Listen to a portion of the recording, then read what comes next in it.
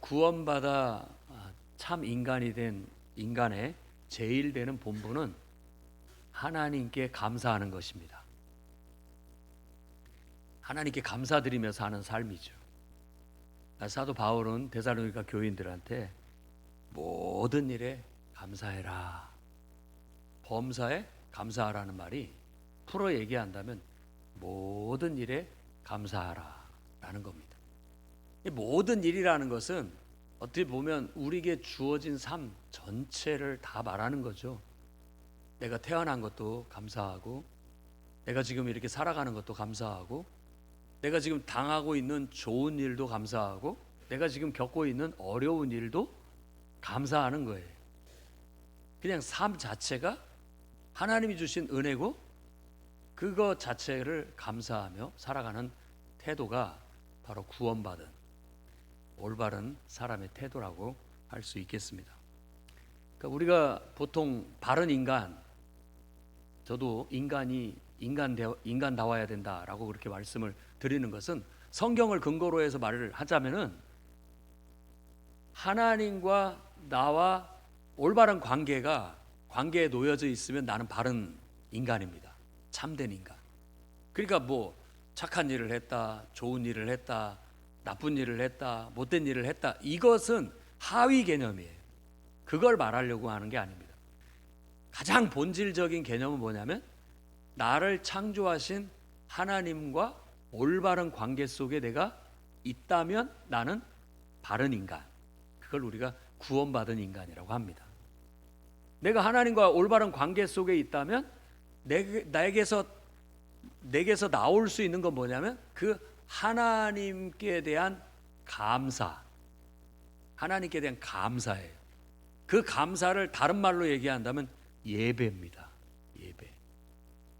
고마움의 표현이고 하나님이 베푸신 은혜에 대한 나의 보답 혹은 반응이라고 할 수 있기 때문에 그렇습니다. 그래서 오늘 여러분 모든 일에 항상 감사하시기 바랍니다.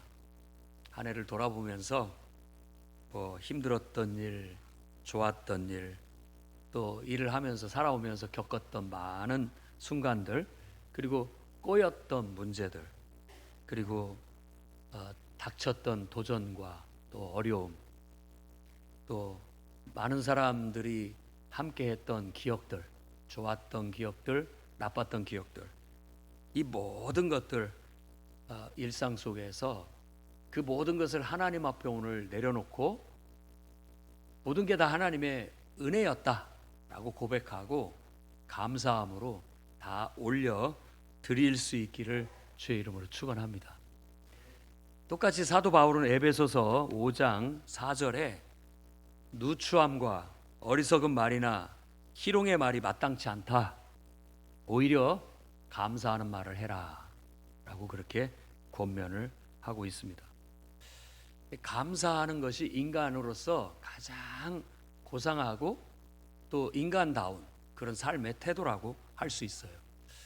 여러분 지금 다니엘 기도회를 쭉 하고 있는데 지금 이제 오늘로 17번째 날을 맞이했죠. 저희 교회도 다니엘 기도회 협력교회로서 같이 기도회를 하고 있습니다.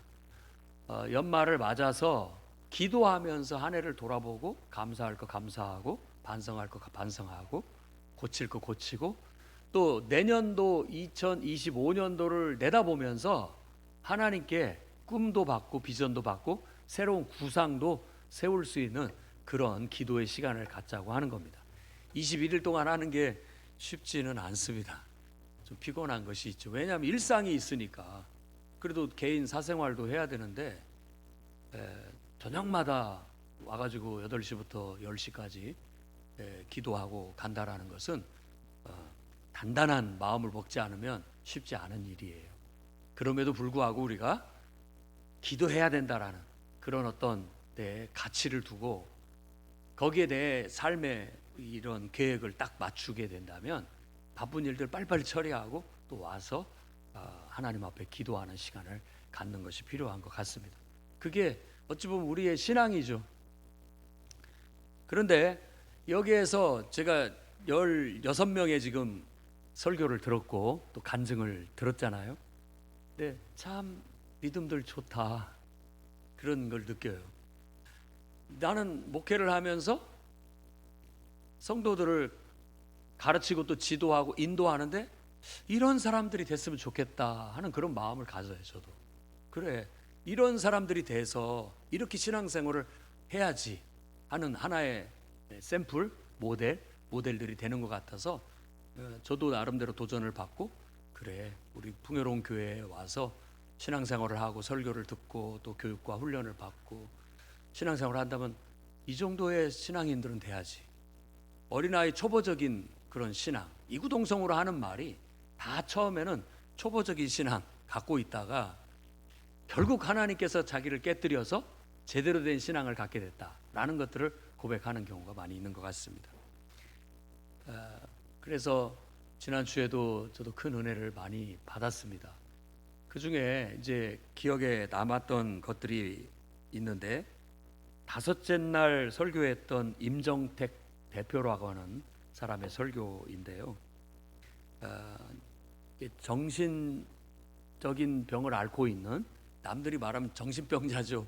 뭐 조현병 이런 환자들, 이런 사람들이 사회에 적응하지 못하고 또 이런 사람들에 대한 편견 때문에 어디 직장에도 못 들어가고 늘 그렇게 천덕꾸러기처럼 살아가는데, 어떻게 하면 이 사람들도 안정된 직장 생활을 하면서 자기가 일을 해서 소득을 얻고 살아갈 것인가 하는 좋은 뜻을 품고 기도하면서 그 사람들을 섬기면서 이제 나름대로 그 방법을 찾아서 지금 아주 훌륭하게 그 사역을 잘하고 있는 그런 간증을 듣고 큰 감명을 받았어요. 근데 제가 거기서 크게 감동이 된 건 뭐였냐면, 다 손가락질 받는 사회에 쓸모없어 보이고 문제투성이인 그런 사람도 그 사람을 지극히 존중해주고 인정해줬더니 변하더라 이거예요. 변하더라. 나름대로 자기 능력을 발휘하고 뭔가를 해내더라. 그러면서 늘 사람들한테 손가락질 받고 비난받고 무시당하고 살던 그런 사람들이 자기 나름대로 뭔가를 했더니 그걸 막 잘했다고 칭찬도 받고 보람도 느끼니까 정신적으로도 치유가 되고 마음적으로도 안정이 되면서 자기 능력 발휘를 하고 살더라는 어떤 그런 간증이었어요. 여러분들의 배우자를 바꾸고 싶죠. 변화시키고 싶은 마음이 있잖아요. 마음에 안 드니까. 어떤 보면 충족되지 못하고 그러다 보면은 우리의 입에서 뭐가 나가냐면 자꾸 불평, 불만, 바램이라고 하지만 사실은 비난이 섞여져 있는 요구를 하게 되는 거예요. 백날을 그렇게 해도 안 달라집니다.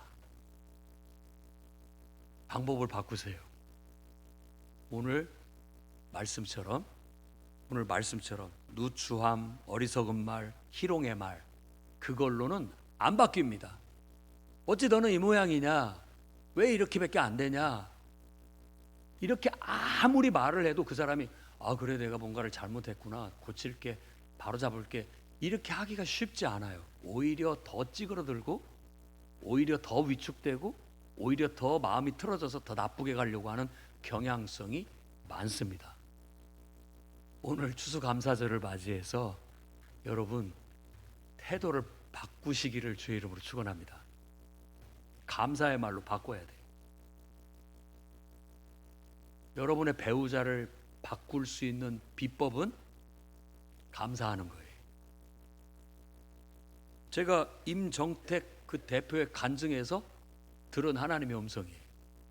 사람을 바꾸는 건 뭐 이렇게 막 지적하고 똑바로 해라고 말하고 잔소리한다고 달라지는 게 아니에요. 물론 그렇게 해서 달라지는 위인들도 있지만 오히려 사람을 기분 좋게 하고 그 사람한테 의욕을 불어넣고 그 사람의 변화를 요구하려면 오히려 칭찬하고 감사하고 존중하고 인정해주고, 그 말이에요. 그 말이 사람을 바꿉니다. 그래서 옛날에 칭찬은 고래도 춤추게 만든다고, 고래를 길들이는 것도 칭찬이에요. 보상을 해주고. 여러분, 우리는 다른 것을 보면 안 됩니다. 어제 시편 말씀에서도 그랬지만 결혼에 대한 얘기예요. 결혼식에는 결혼식 그 당일날에 그 결혼식을 하는 남편과 아내는 그날은 그 사람을 왕으로 대접해줘요. 왕이에요. 그리고 부인은 왕후예요. 최고로 신랑을 극찬을 하고 신부를 최고로 아름답다고 극찬을 하면서 둘이 축복해서 가정을 이루게 하고 삶을 살게 해나가는 거예요. 아무리 우리가 못났고 부족하다 할지라도 그날은 세상을 호령하는 허리에 칼을 찬 늠름한 용사예요. 세상에 너무나 부럽고 멋지고 멋있는 사람이에요. 얼마나 그 자존감이 좋습니까? 얼마나 그 행복한 날입니까? 신부도 세상에서 가장 존귀한 집안의 딸이에요. 왕의 딸. 가장 부잣집의 딸이에요. 그렇게 대우를 하고 그렇게 치장을 하고 그렇게 여겨주는 날이 결혼식 날이에요. 근데 그날만 그렇게 하고 끝나버리면 안 됩니다. 여러분이 살면서 배우자들끼리는 서로를 그렇게 존중하고 그렇게 여길 줄 아는 착각이 필요해요. 착각이 필요합니다. 내 남편이 세상에서 가장 멋진 남편이고 너무 존경하는 남편이고 너무 훌륭한 사람. 내 아내가 세상에서 제일 귀한 집안의 딸이고 가장 아름답고 고귀해요. 서로 간에 그런 존중이 있다면 깨질 가정이 하나도 없고요. 세상에 행복이 넘쳐날 거예요.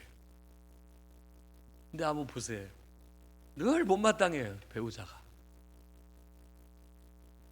우리 눈을, 이 본성에서부터 나오는 눈은 그런다 할지라도 여러분, 하나님의 은혜로, 하나님 말씀으로 우리 눈을 바꿔야 됩니다.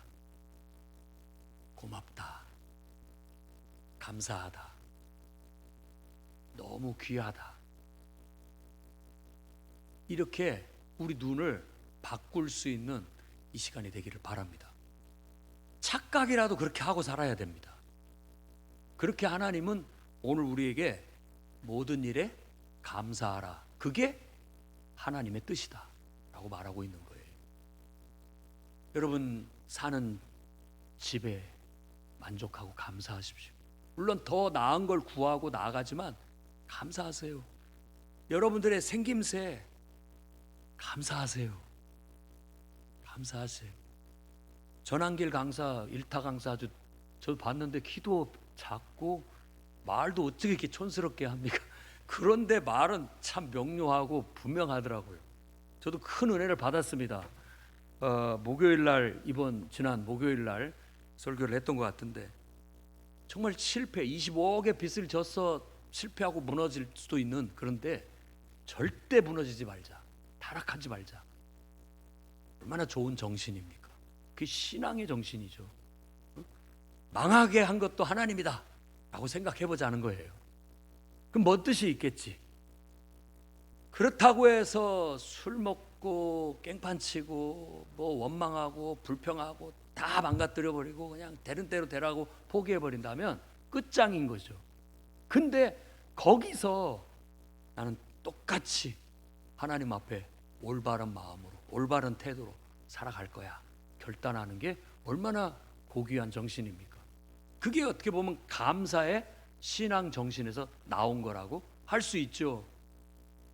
어떤 경우에도 가정은 지키자, 그리고 신앙의 절개를 지키자라고 그 세 가지 정리해서 얘기하는데 제 나름대로는 굉장히 깔끔하게 정리돼서 와 닿았습니다. 성경에 욥도 그렇지만 요셉도 그렇고 다윗도 그렇고 다니엘도 그렇고 다 어려움을 겪었지만 그 어려움 속에서도 신앙의 절개를 굳굳하게 지켰다. 그리고 난 다음에 결국은 하나님의 은혜를 입었다라고 그렇게 설명해 주는 잘 정리된 말에 큰 은혜를 받았습니다. 이 모든 것들이 감사의 신앙 정신에서 나왔다고 저는 믿어요. 여러분 말을 고치십시오. 불평하는 거, 잔소리하는 거, 누추한 말, 어리석은 말, 다 희롱의 말이라고 생각하십시오. 그런 말들을 줄여야 됩니다. 그리고 늘 존중하고 인정하는 말, 고맙다, 감사하다, 잘한다, 기대한다, 이런 말들로 바꾸는 게 바로 기독교 교회에서 추수감사절을 통해서 가르치는 감사의 정신이에요. 오늘 그 영이 여러분 마음속에 임하기를 바랍니다. 그래서 그 영이 여러분을 지배해서 내 말이 바뀌고 내 행동이 바뀌는 기적이 나타나기를 축원합니다. 그래서 오늘 저는 추수감사절을 맞이해서 감사하는 인간, 그게 바른 인간이고 창조주 하나님에 대한 올바른 인간의 본분이다라는 걸 근거로 해서 오늘 고귀한 감사의 정신을 이어가자라는 그런 실천적인 사명을 가지고 여러분께 다음과 같은 은혜를 나누고자 합니다. 첫째는 감사하는 고귀한 신앙 정신을 여러분 실천하고 지켜나가고 계속 이어나가기를 바랍니다. 말 그대로 감사는 고마움에 대한 표현이에요. 내가 받은 은혜에 대한 나의 표현인 겁니다. 은혜를 받은 것이 없다라고 생각하는 사람들은 내가 지금 뭔가 착각하고 있다라고 생각하면 됩니다. 나는 아무 은혜를 받은 게 없다. 여러분 오늘 그 생각이 그 어제 권오중이나 뭐 이런 간증자의 말처럼 사탄이 주는 마음이에요. 사탄이 주는 마음이에요. 감사해야 됩니다. 내가 받은 바 은혜가 많아요. 지금 살아있는 것 자체도 하나님의 은혜고, 내가 이 땅에 태어난 것도 하나님의 은혜고, 지금 살아가는 것 자체가 은혜예요. 은혜가 아니면 내가 지금 이 자리에 있을 수가 없다는 거죠. 오늘 앞에 찬양한 것처럼. 그래서 그냥 기본적으로 우리는 이 모든 것이 은혜다, 하나님이 주신 은혜다라고 생각하고 살아가야 됩니다. 그래서 받은 은혜에 늘 내가 감사하는, 표현하는 그런 감사의 표현을 가지고 살아가야 된다라는 거예요. 구약 성경도 이제 우리에게 이스라엘이라는 아브라함의 후손, 이스라엘이라는 한 나라를 샘플로 하나님이 사용하셔서 그 민족을 통해서 우리에게 신앙을 교훈하는 거예요. 그들을 모델로 삼아서 우리에게 하나님에 대해서 알려주고 인간에 대해서 알려주고 그 하나님과 인간의 관계 속에서 이루어지는 신앙에 대해서 우리에게 가르쳐주고 있는 거예요. 하나님은 이스라엘을 출애굽시켜서 한 가나안 땅에 정착시키고 뿌리를 내려서 그곳에서 하나님의 백성으로서의 삶을 살도록 지도하시면서 1년을 통해서 1년 동안에 3번은 감사해야 된다라고 가르쳐요. 그것을 절기로 삼았어요. 그 첫 번째 감사가 유월절입니다. 이 유월절은 우리를 구원하신 것에 대한 감사예요. 또 어떤 의미에서는 유월절을 우리를 구원하셨기 때문에 우리가 새로운 삶을 시작했다. 탄생에 대한 감사예요. 탄생에. 우리가 늘 하나님 앞에 감사하고 은혜로 생각해야 할 건 내가 이 땅에 태어났다는 거. 어찌됐든 간에 태어난 건 축복입니다. 그리고 지금 내가 어떤 상황에 놓여 있든지 살아가고 있는 건 은혜고 축복이에요. 은혜고 축복이에요. 그래서 유월절을 통해서 우리가 지금 이 자리에 있게 된 것에 대해서 감사하는 구원에 대한 감사를 하게 했던 겁니다. 그리고 두 번째는 맥주 감사절이에요. 그것은 그동안에 광야에서 떠돌고 살다가 농사를 질 땅도 없었죠. 그런데 터전을 주셨고 거기에다가 씨를 뿌리고 이제 밀농사를 지어서 처음 첫 곡식단을 잘라가지고 그 두 단을 가지고 하나님 앞에 흔들어서 감사드리는 절기가 맥주절이라고 하는 거예요. 보리맥자를 써서, 정확히 말하면 밀이죠. 밀을 수확해서 하나님 앞에 감사하는 첫 열매를 드리는 거예요. 처음 것을 하나님 앞에 감사함으로 드리면서 우리에게 소출을 주신 하나님께 감사한다라는 거예요. 여러분, 삶의 터전이 있으면 감사해야 됩니다. 국가가 있다라는 것도 감사해야 되고, 또 이렇게 안정된 국가가 있는 것도 감사해야 되고, 여러분들의 부모가 있는 것도 감사하고, 집이 있는 것도 감사하고, 다닐 수 있는 직장이 있어서 감사해야 됩니다. 다 은혜예요. 은혜입니다. 여러분 주위에 만나서 대화를 나눌 수 있는 사람이 있고 함께 밥 먹을 사람이 있는 것도 감사해야 되는 거예요.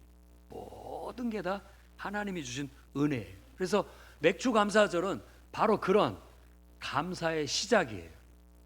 그래서 그때 처음 걷어들인 곡식단을 하나님 앞에 흔들어 드리고 밀을 빻아서 그걸로 떡 2덩이를 만들어서 하나님 앞에 감사로 올려 드리는 그 감사를 시작으로 해서 이제 밀의 추수가 끝나고 올리브 추수가 끝나서 올리브 기름을 짜고 포도 추수가 끝나서 포도즙을 짜서 통에다 저장을 해놓고 농한기가 끝나는 겁니다. 한 해 농사가 끝난 거예요. 그리고 난 다음에 지키는 절기가 수장절이에요. 모든 것을 다 쟁여놨다, 이제 끝났다, 이런 의미가 수장절이에요. 근데 그 수장절을 초막절이라고도 합니다.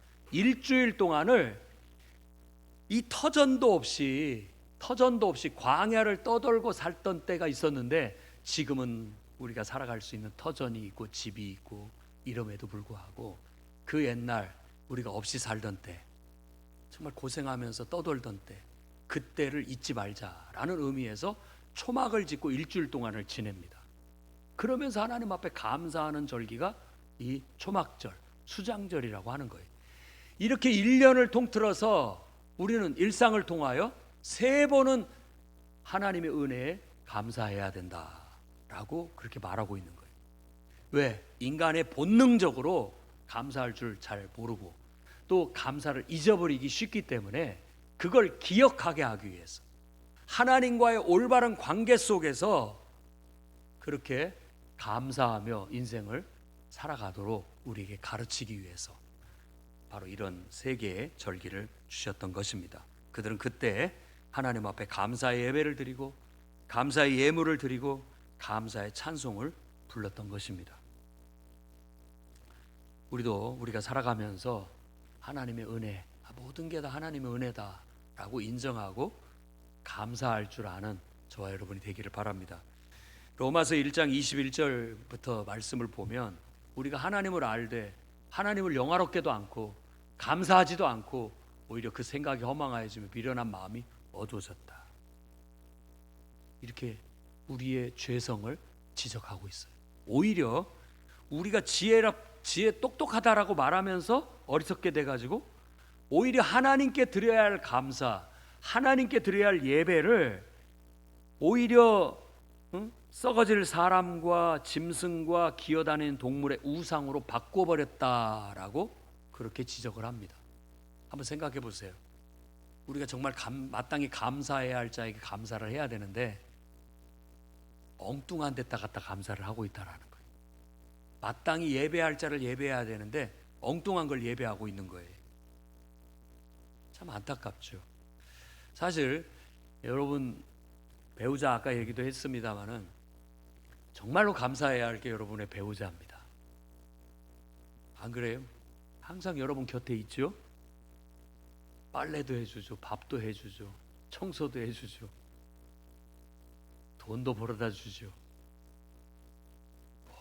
모든 것을 다 주고 있는 건 배우자예요.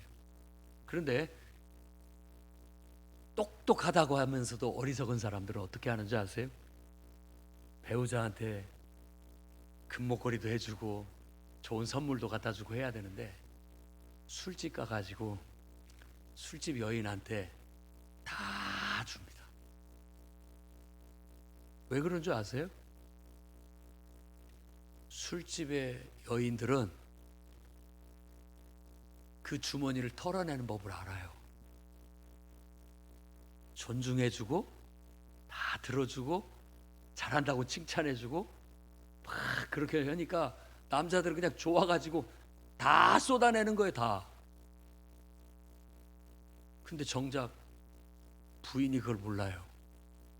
집에 오면 바가지를 긁고 잔소리를 해대고 늘 부족하다 못마땅하다 하니까 내놓고 싶지가 않은 거예요. 내놓고 싶지가 않은 거죠. 정말로 고마운 사람은 정작 배우자인데 고마움을 다 쏟아내도 다 줘도 정말 갚을 길이 없는 은혜를 입고 사는데도 불구하고 마음이 닫혀버리면 엉뚱한 데 갔다가 가서 그 사람을 예배하고 그 사람께 고마움을 표해버리고 말아버려요. 집에 부인을 위해서 10만 원짜리 선물하는 건 아까워하는데 가가지고 몇십만 원어치 술을 퍼먹는 건 그냥 합니다. 그래서 되겠냐고요. 그게 우상숭배예요. 인간이 바르지 못하고 잘못됐다 이런 얘기예요. 고쳐져야 됩니다. 고쳐져야 돼요. 정말 고마움을 오늘 꼭 집에 가서 배우자한테 표현하시기 바랍니다. 제일 고마운 사람이죠. 그리고 여러분들의 부모, 제일 고마운 사람들이죠. 그리고 이런 정신을 다 함의해서 결국 우리가 하나님께 감사하는 거예요. 하나님께 감사하는 건 곧 여러분의 배우자에게 감사하는 거고 부모에게 감사하는 것이에요. 실천이죠. 감사의 정신을 실천하고 이어간다는 건 바로 그런 의미가 되는 거예요. 마땅히 하나님께 예배를 드리고 은혜에 감사해야 되는데, 여러분 무엇에 우리가 예배를 드리고 감사하느냐? TV를 매일같이 예배하고 살잖아요. 우리가 앞에다 모셔놓고 얼마나 많은 시간을 그 앞에서 예배하고 앉아있는지 몰라요. 다니엘 기도에 2시간 앉아있으라 좀 있으시고 피곤해서 못 오겠다고 하는데 생각해 보십시오. 어디다 돈을 씁니까? 운동하는데, 살 빼는데, 건강을 챙기는데 막 갖다 쏟아붓죠. 어쩌면 우상숭배입니다. 마땅히 해야 될 것을 해야 되는데, 해야 될 분한테 감사해야 되는데, 오늘 로마서 1장 말씀은 하나님께 예배하고 하나님께 감사해야 마땅한데 왜 이걸 엉뚱한 데다 갖다 예배하고 엉뚱한 데다 갖다가 모든 걸 갖다 바치느냐라고 지금 우리에게 깨우치고 있어요. 그 마음에 하나님에 대한 감사가 없으니까 결국은 인간들이 악해져 가지고 모든 불의, 추악, 탐욕, 모든 죄악들이 거기서부터 다 쏟아져 나온다. 그리고 자기들이 그런 죄악 가운데 살면서 다른 사람, 그것이 잘못인 줄 알면서도 다른 사람도 다 그렇게 한다고 애둘러 변명을 하면서 사람은 다 그래, 세상은 원래 그래 라고 하면서 살아가고 있다라는 거예요. 이 점을 오늘 우리가 깨우치고 이제 정말 만물을 창조하신 하나님께 감사하고 예배하는 그런 감사의 실천이 이루어질서 그것이 이어져서 여러분의 배우자에게, 여러분들의 부모에게, 또 여러분들에게 늘 한 해 동안 은혜를 베풀어 주신 그런 분들에게 가서 고마움을 표하시기를 바랍니다. 고마움을 표해야 됩니다. 감사할 사람한테 감사하십시오. 이제 연말이 되면 그런 기회들이 몇 번 주어집니다. 성탄절에, 그리고 또 구정에 주어집니다. 고맙고 감사하죠. 한 해 동안 베풀어 주신 은혜에 감사하는 그런 여러분들이 될 수 있으면 좋겠습니다. 이사야서 32장 8절 말씀을 보면 존귀한 자는 존귀한 일을 계획하나니 그는 항상 존귀한 일에 서리라 라고 말합니다. 이사야는 이스라엘 백성의 회복에 대한 얘기를 하면서 이 말을 한 거예요. 결국은 하나님께 대한 감사하는 마음, 예배하는 마음이 없으니까 사람들이 막 망가져 가는 거예요. 병들어 가는 거예요. 그런데 오히려 존귀한 마음, 하나님을 경외하고 하나님을 예배하는 마음을 품게 되면 존귀한 일을 하게 되더라라는 거예요. 그 존귀한 일이 바로 감사하는 일이라고 우리가 해석해 볼 수가 있고 적용해 볼 수가 있겠습니다. 여러분, 감사할 줄 아는 사람은 감사하며 살아가는 거예요. 그러면 그 뒤에 15절 말씀에 보면 마침내 위에서부터 영을 우리에게 부어주시리니 광야가 아름다운 밭이 되며 아름다운 밭을 숲으로 여기게 되리라. 축복이 주어지는 거예요. 감사는 열매를 충실하게 맺게 만듭니다. 여기 지금 우리가 한 해의 농산물들을 충실한 열매를 맺은 것들을 쫙 진열했어요. 이게 우리의 신앙 고백이죠. 우리 인간이 열매를 맺을 수 있는 열매는 감사가 충실한 열매를 맺게 만들어준 요인입니다. 감사할 줄을 모르면 열매가 어디가 찌그러지든지 어디가 병들든지 뭐가 틀어지든지 좋지 않은 열매가 맺어져요. 그런데 감사하는 마음으로 모든 일들을 받아들이고 감사하는 마음으로 모든 일에 최선을 다하면 이렇게 멋진 열매가 맺어지는 거예요. 충실한 열매. 여러분의 배우자가 좋은 열매가 되기를 바란다면 막 감사하고 칭찬하고 존중하고 인정해 주는 말을 막 쏟아내세요. 그러면 그걸 먹고 구겨진 인간이 마음이 막 펴져요. 그러면서 탱탱해지고 빵빵해지고 더 막 능력을 발휘하게 되는 거예요. 그게 열매가 되는 거예요. 얼마나 멋집니까? 아니 그럴 수 있는 비법이 있는데 왜 그걸 사용하지 않냐고요. 농사꾼들도 다 알잖아요. 뭐 거름을 주고 뭐 양분을 주면 열매가 충실하게 맺는 거 알기 때문에 좋은 상품을 위해서 그렇게 공을 들이는 것처럼 우리도 내 배우자나 내 자녀들이 좋은 열매가 되기를 바란다면 기도하면서 여러분의 막 끓어오르는 본능을 누르고 고맙다, 감사하다, 잘한다, 그렇게 막 그 양분을 써 이렇게 주십시오. 그러면 광야가 아름다운 밭으로 바뀌어요. 옥토로 바뀝니다. 그리고 그 옥토 안에는 숲을 이루듯이 무성한 충실한 결실이 맺어지게 되는 거예요. 하나님은 그러라고 우리를 부르셔서 예배하라고 하고 감사하라고 하는 거예요. 그러면 우리의 삶이 이렇게 펴지고 밝아지고 충실해지니까 바른 인간이 되고 바른 인간으로서 됨됨이가 올바르고 하는 일들을 통해서 맺어지는 열매들이 참 아름답고 존귀하고 보기 좋은 것들이 맺어지니까 그런 거예요. 지금 16명의 다니엘 기도의 설교를 다 들어봤는데 그런 사람들의 이야기예요. 다 찌그러졌었고 다 구겨졌었고 다 망가졌던 사람인데 하나님을 만나서 하나님의 음성을 듣고 펴졌어요. 어떤 음성? 내가 너를 사랑한다. 그 말을 들으니까 구겨진 마음이 막 펴지는 거예요. 내가 너와 함께한다. 내가 너를 도와주겠다. 힘을 내라. 용기를 내라. 그 말을 듣고 다 찌그러졌던 영혼들이, 구겨졌던 영혼들이, 상처받았던 영혼들이 다시 힘을 내서 빵빵해지고 힘을 내서 충실한 열매를 맺게 됐다라는 걸 간증하고 있는 거예요. 우리 풍요로운 교회 성도님들도 그런 사람들이 돼서 늘 입만 열면 감사하다, 고맙다, 정말 잘한다 이래서 여러분들도 좀 펴지고 밝아지고 충실해지고 또 여러분들의 말을 듣는 여러분 주위에 있는 사람들도 밝아지고 펴지고 더 막 빵빵해지고 더 튼튼해지고 더 훌륭해지는 그런 역사가 나타나서 여러분들도 간증자들이 될 수 있기를 주의 이름으로 축원합니다. 자, 두 번째로는 이런 감사의 예배를 우리가 드림으로써 그 감사의 신앙을 대대로 이어가게끔 우리가 노력을 해야 된다라는 겁니다. 추수감사 예배는 그런 취지에서 드려지는 예배라고 할 수 있어요.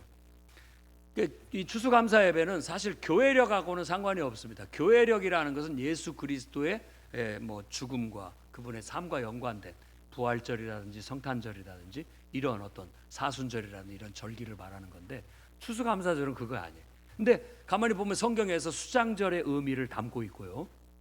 그리고 우리나라는 서양의 선교사들이 와서 복음을 전해서 교회가 세워졌어요. 근데 서양에 특히 미국에 있는 청교도들이 세운 나라 미국은 정말 아메리카 대륙에 가서 척박한 땅에 가서 아무도 없는 곳에 가서 정말 굶어 죽을 수밖에 없는 그런 열악한 환경 속에서 그 원주민의 도움을 받아서 농사를 져서 한 해의 소득을 얻었을 때 하나님께 감사하는 축제를 드리게 된 거죠. 그게 이제 바로 추수감사절의 유래라고 할 수가 있겠어요. 우리는 추석이라고 해서 우리도 추석이라는 게 꼭 맥주절 같은 의미가 있어요. 첫 곡식으로 감사를 드리는 거죠. 그런데 이 서양은 우리하고 이 사고 방식이 반대예요. 우리 앞에 두는 걸 그대로 뒤에 두고 우리 뒤에 두는 걸 앞에다 두는 그런 좀 약간 사고 방식이 반대예요. 그러다 보니까 이 사람들은 우리는 처음 것들을 거들여서 감사하는데 그것이 다 마치고 감사하는 축제로 바뀌어서 11월 말에 하게 되는 거예요.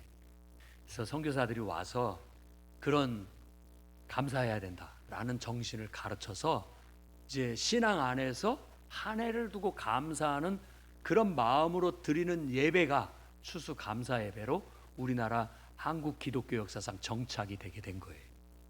초기 한국인 목사였고 장로였던 서경조 그 장로님이면서도 목사였던 그분이 이렇게 설교를 했어요. 조선에서 개신교가 흥왕해짐에 대해 감사하자. 추수감사절 때 꼭 농사를 져서 감사하는 것이 아니라 이제 근대화를 이루면서 농사 짓지 않고 이제 도시화를 이루면서 도시에서 일하는 사람들은 농사를 안 짓잖아요. 그렇지만 우리가 한 해를 마무리하는 즈음에 하나님 앞에 감사를 한다면 하나님께서 이렇게 우리의 신앙을 키워주시고 우리의 많은 믿는 사람들을 더해 주신 거에 대해서 감사하자, 이런 의미를 부여했던 거예요. 초기에는 얼마나 한국의 기독교가 열악했습니까? 그런데 하나님의 역사와 섭리 속에서 지금 우리나라는 2015년 통계조사 이래로 기독교가 우리나라 제1의 종교가 됐습니다. 가장 통계조사에서 많은 인구가 기독교 신앙을 갖고 있다고 해요. 신앙을 가진 사람들 중 천주교까지 합친다면 더 많은 사람이 사실은 예수를 믿고 있다고 볼 수가 있죠. 그런 거에 대해서 감사하자는 거예요. 우리가 한 해를 돌아보면서 저도 여러분에게 감사를 드립니다. 여러분들이 신앙이 그만큼 자랐거든요. 그래서 감사해요. 사도 바울은 데살로니가 교회에 편지를 쓰면서 데살로니가 후서에 데살로니가 성도들로 인해서 감사를 했어요. 나 진정으로 너에게 정말로 고맙게 생각하고 하나님께 감사한다. 데살로니가 후서 1장 3절에는 형제들아 우리가 너희를 위하여 항상 하나님께 감사한다. 이게 당연하다. 왜냐하면 너희의 믿음이 더욱 자라고. 여러분 오늘 추수감사절에 여러분들의 믿음이 그날도 1년 동안 무럭무럭 자랐음을 인해서 하나님께 우리 감사합시다. 저도 감사해요. 여러분이 한 해 동안 시험도 있었고 또 환난도 있었고 어려움도 많았지만 믿음을 잘 지켜내고 여기까지 와준 거 감사합니다. 잘하신 거예요. 아주 훌륭해요. 잘했습니다. 그리고 또 감사한 것은 뭐였냐면 바로 너희가 다 각기 서로 사랑함이 풍성함이니. 교회 안에 오셔서 교우들과 많은 사랑을 실천해 주셔서 감사합니다. 정말 주방 봉사하느라고 고생한 거 감사합니다. 여러분들의 헌신과 희생이 있었기에 우리가 매주마다 하나님 앞에 감사함으로 밥도 먹고 은혜도 나눌 수 있었습니다. 보이지 않는 곳에서 교회당을 청소해 준 손길들 감사합니다. 그런 분들이 있어서 우리가 편안하게 예배 드릴 수 있습니다. 그리고 예배를 위해서 우리 저 방송실에서 제일 은혜 받지 못하는 그곳에서 우리를 위해서 마르다처럼 짜증내지 않고 묵묵히 또 수고해 주신 분들이 있고 반주자들, 사실 반주하면 은혜도 받기도 하지만 또 이것에 막 집중하다 보면 그 은혜 못 받고 그렇지만 기도하면서 수고해 주신 모든 반주자들께 감사하다는 말을 드리고 싶습니다. 그리고 또 항상 찬양으로 은혜로운 찬양으로 이끌어 주신 찬양단에게도 감사의 마음을 올려드립니다. 무엇보다도 열심히 정말 제가 여기 있고 보이지 않는 또 밑에서는 청소년부 사역을 위해서 또 우리 유초등부 사역을 위해서 물심양면으로 애쓰고 수고하는 분들이 있어요. 얼마나 고마운지 몰라요. 그런 분들이 있어서 지금까지 올 수 있었고 그 수고가 결코 헛되지 않은 거예요. 그런 열매들로 인해서 오늘 우리가 추수 감사 예배를 드리는 이때 감사할 수 있는 그런 절기가 될 수 있었으면 좋겠어요. 여러분, 한 해 동안 희생하고 헌신하고 봉사해 주셔서 감사합니다. 함께했던 체육대회, 또 바자회, 또 뭐 창립기념주일에, 또 희망 콘서트에 많은 일들에 여러분들의 노고와 희생과 수고가 있어서 그런 모든 것들을 다 결실할 수 있었어요. 그러면서 우리는 신앙이 다듬어지기도 하고 성장하기도 하고 성숙해 왔어요. 시험도 들을 때도 있었고 방황할 때도 있었고 퇴보할 때도 있었지만 그래도 그 모든 것들을 다 이겨내고 사탄의 공격을 다 이겨내고 지금 이 자리에서 하나님 앞에 한 해를 통해 감사의 예배를 드릴 수 있다는 건 하나님의 은혜고 축복인 줄로 믿습니다. 이제 내년도도 꾸준히 이렇게 성장해 가기를 바랍니다. 여러분들의 믿음이 올해를 기준으로 해서 내년도는 더 성장하고 성숙해 가시기를 바랍니다. 그래서 내년도 추수감사 예배 때는 더 성장한 모습으로 성숙한 모습으로 예배를 드리기를 바랍니다. 그리고 하나님을 위한 사랑도 더 풍성해지기를 바랍니다. 좀 더 봉사도 하고 또 내가 뭔가 하나님의 일에 기여도 하고 해서 그것으로 하나님 앞에 열매로 올려드리는 감사 예배가 됐으면 좋겠습니다. 그래서 내년도는 기대가 됩니다. 하나님께서 여러분을 통해서 더 큰 일을 하실 거예요. 더 위대한 일을 하실 겁니다. 여러분의 개인적인 삶에도 풍성한 열매를 주실 뿐만 아니라 여러분들의 신앙도 더 풍성하게 성장해서 하나님께 영광스럽게 감사 예배를 또 드릴 수 있기를 주의 이름으로 축원합니다. 기도하겠습니다. 거룩하신 주님, 하나님을 찬양합니다. 지금까지 지켜주신 은혜에 감사하고 베푸신 은혜에 감사합니다. 우리 입술로 원망하고 불평하고 짜증낸 것이 있었다면 용서해 주시옵고 그 모든 것들을 이제 주님 앞에 내려놓고 모든 걸 감사로 바꾸고 감사한 마음으로 모든 걸 받아들이게 하시고 감사하는 마음으로 모든 일에 충실하게 살아가서 감사 열매를 맺게 해 주시옵소서. 또한 우리 신앙이 한 걸음 한 걸음 조금씩 조금씩 성장하고 성숙되어져 감을 인해서 감사합니다. 풍성하게 은혜를 베풀어 주셔서 성장하고 자라서 하나님에게 올려드리는 온전한 충실한 열매를 맺게 해 주옵소서. 예수님 이름으로 기도드립니다.